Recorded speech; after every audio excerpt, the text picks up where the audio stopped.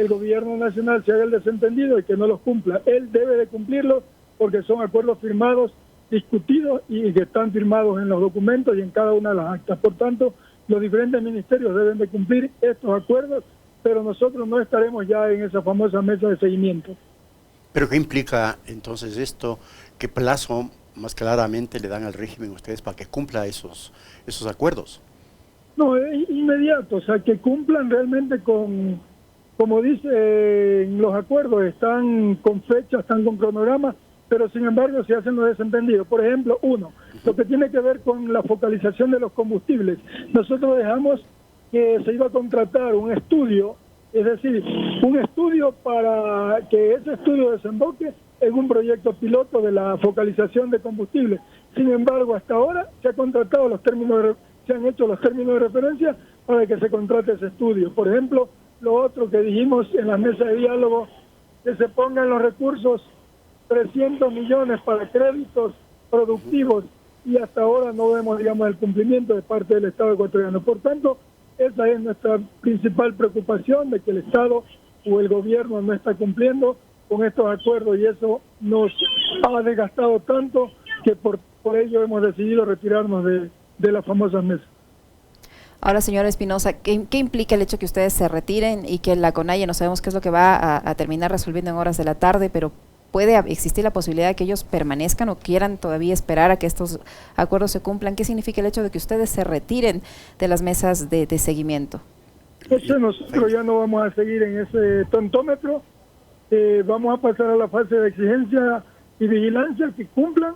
Esperamos que la CONAIE tome su decisión de la más sabia en favor de que esto contribuya la resolución de la CONAIE contribuya también al cumplimiento de estos acuerdos de parte del gobierno. Nosotros realmente nos cansamos y las mentiras del gobierno nacional, el hecho de que digan que han puesto en los créditos productivos 500 millones de dólares, cuando no es verdad, eso, digamos, realmente duele que el gobierno siga mintiendo. Y lo otro, pedimos que el presidente, antes de llamar a una concertación, a una unidad nacional, que primero pida disculpas públicas al pueblo ecuatoriano. Recuerde que el presidente nos catalogó por haber votado por el no, por haber llamado que voten no, nos dijo que éramos delincuentes, que éramos narcotraficantes. ¿Cómo es posible que el presidente llame a conversar sin haber pedido disculpas de ese exabrupto que cometió, ¿no?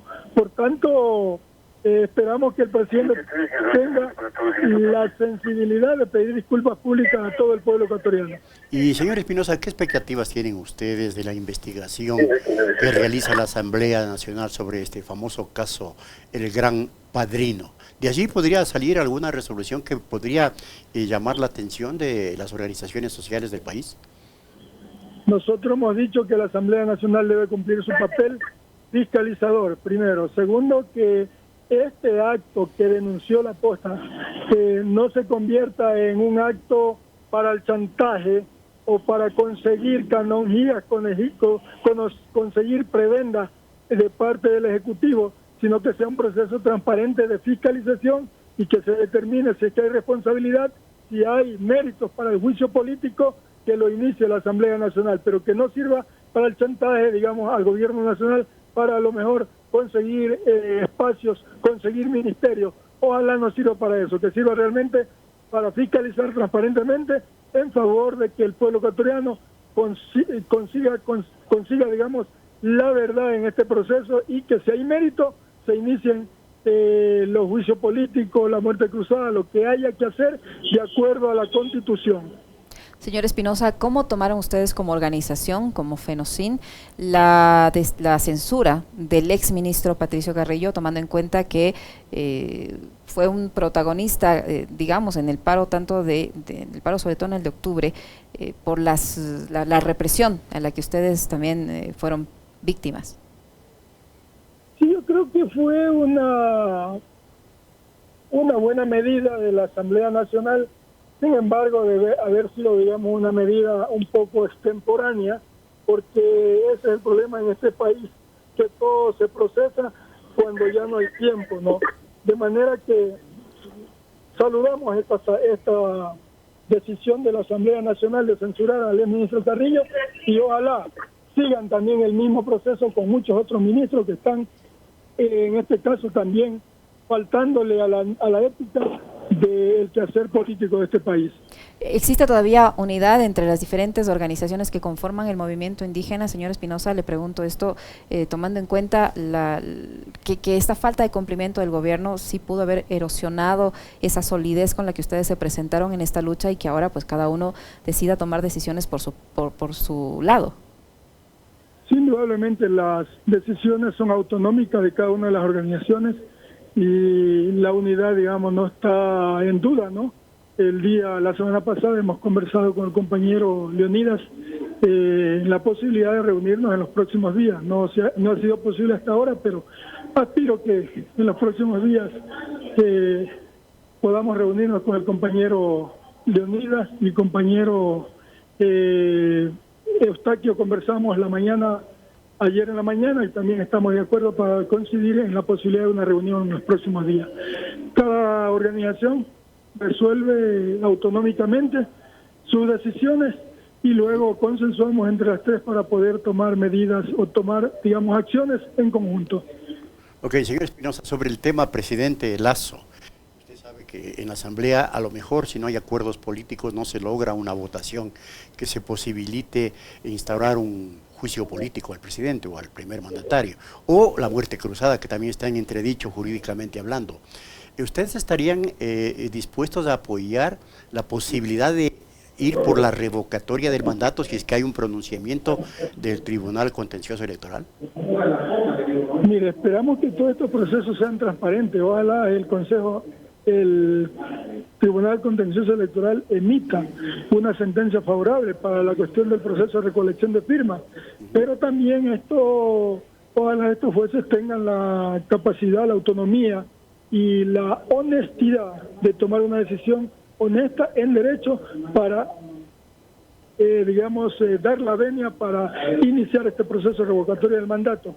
Esperamos también que aquí estos jueces también no se conviertan, en jueces de bolsillo de parte de la Presidencia de la República. Esperamos que no ocurra, pero advertimos que siempre puede darse esta posibilidad. Pero si se da la decisión en favor, de la revocatoria del mandato, estamos listos para iniciar el proceso de recolección de firmas, tal como manda la norma y la ley, ¿no? Señor Espinosa, ¿ustedes han tenido o qué opinión le merece el cambio en el Ministerio de Gobierno? ¿Ha habido algún acercamiento con el nuevo ministro de Gobierno, tomando en cuenta que el antecesor del señor Henry Cucalón fue quien participó también en estas mesas de diálogo y organizó en parte estas mesas de seguimiento? ¿No cree que tal vez con el cambio en el Ministerio de Gobierno pueda haber más agilidad en el cumplimiento de estos acuerdos? Sí, vemos, una apertura, vemos una sensibilidad de parte del ministro, pero por eso le hemos dicho, le hemos enviado una misión con el fin de decirle, estos son los acuerdos, ahí están, esperamos que se vayan cumpliendo de acuerdo a las posibilidades, de acuerdo al cronograma, y que esperamos acciones de cumplimiento, no de todos, pero de algunos, con el fin de que eso permita que haya realmente que la apertura se transforme en la práctica, en la concreción de los acuerdos. Esperamos que el señor ministro Cucalón ejerza una buena función en favor del cumplimiento de todos estos acuerdos, que es lo que aspira el pueblo ecuatoriano, que es lo que aspiramos las organizaciones. Que el ministerio tenga realmente una apertura, pero no solo en teoría, sino en la práctica del cumplimiento de cada uno de los temas, ¿no? ¿Y existiría la posibilidad de que ustedes se unan a las movilizaciones en el caso de que la CONAIE resuelva esto en horas de la tarde, señor Espinosa? Nosotros ya resolvimos el viernes estar activados en el proceso de movilización, por eso le decía, una vez que conversamos con la CONAIE, conversemos con la FEINE, nos pondremos de acuerdo para ver las situaciones de fecha y estrategia de cómo va a ser, lo de las movilizaciones en el caso de que decidan también los compañeros esta tarde. ¿Qué decisiones, bajo su criterio, señor Espinosa, para salvaguardar lo que se pueda de todo este proceso de diálogo, estos acuerdos y de todo el sacrificio que representó para todos los sectores el paro de junio pasado? ¿Qué decisiones deberían adoptar ahora la CONAIE, el ECORRUNAR, la CONFENAI y la CONAICE que se encuentran reunidas? ¿Cuál sería la solución que les garantice salvar algo de lo que se pueda de este proceso de diálogo? Bueno, esperemos la decisión de los compañeros de manera autonómica y luego podemos realizar los acercamientos para ver qué medidas o qué acciones vamos a tomar en conjunto con las tres organizaciones. El gobierno los tilda reiteradamente de golpistas, de desestabilizadores, y si ahora llegan a acordar otra vez jornadas de movilizaciones o paralizaciones, les van a terminar dando la razón al gobierno. ¿Cree usted, señor Espinosa, es la única salida que se encuentra por ahora? Somos pacíficos, lo que queremos es cumplimiento de los temas. O sea, no es posible que cuando acordamos, por ejemplo, ejecutar lo de la condonación de la deuda, luego salgan con insultos contra nosotros cuando es parte de un acuerdo también de la mesa de diálogo. A más de la ley hay un acuerdo firmado y que el gobierno no le dé la gana de cumplir. O sea, ahí está el problema grave, digamos, del cumplimiento. Nosotros no queremos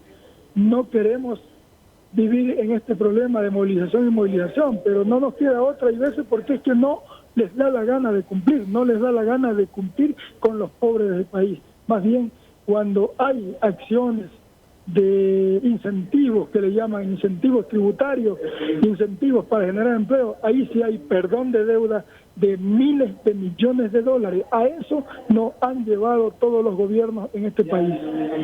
¿Qué opinión le merece a usted como representante de la FENOCIN la actuación que cierto sector de Pachacutic ha tenido, de los asambleístas de Pachacutic han tenido al interior de la Asamblea Nacional, algunos de ellos que más parece pertenecerían creo, a la bancada del BAN, que al propio Pachacutic, que actúan contrariamente a lo que ustedes proclaman todos los días? Bueno, en primer lugar, nosotros no somos de Pachacutic y respetamos al movimiento Pachacutic. Los problemas internos ellos los van a digerir, digamos, en sus canales correspondientes, pues no, pero es lamentable de que no tengan, digamos, algunos asambleístas una posición coherente en su actuación en la Asamblea Nacional en favor de todos los ecuatorianos.